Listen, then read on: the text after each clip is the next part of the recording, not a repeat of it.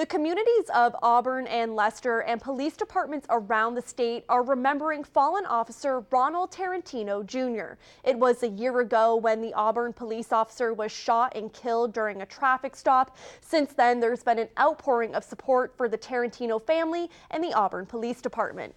Our Roslyn Flaherty joins us now with more on the impact the tragedy has had in Auburn as well as statewide. Roslyn? Olivia, it's a very somber day as people remember Officer Tarentino. The Auburn Police Department tweeted out their appreciation for all the support, as well as lawmakers filing a bill to upgrade the charge of assault and battery on an officer.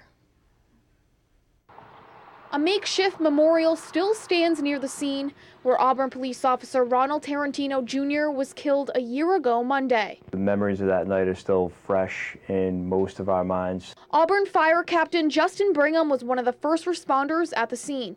He says the call was their worst nightmare. Certainly the reports that we initially received, we knew we were going for something serious. Officer Tarentino was murdered during a traffic stop on Rochdale Street on May 22, 2016.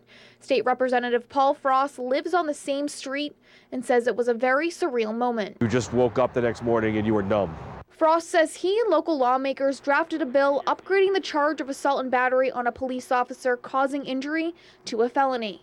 When something like that happens and it goes to court, judges and clerks and so forth can, understand that, hey, listen, the intent of the legislature is if somebody wants to start beating up police officers, that's a very dangerous situation. He says the bill was filed last June and had to be refiled in January after receiving some pushback. Those are both in committee, the Committee on Judiciary, Joint Committee on Judiciary, awaiting a public hearing.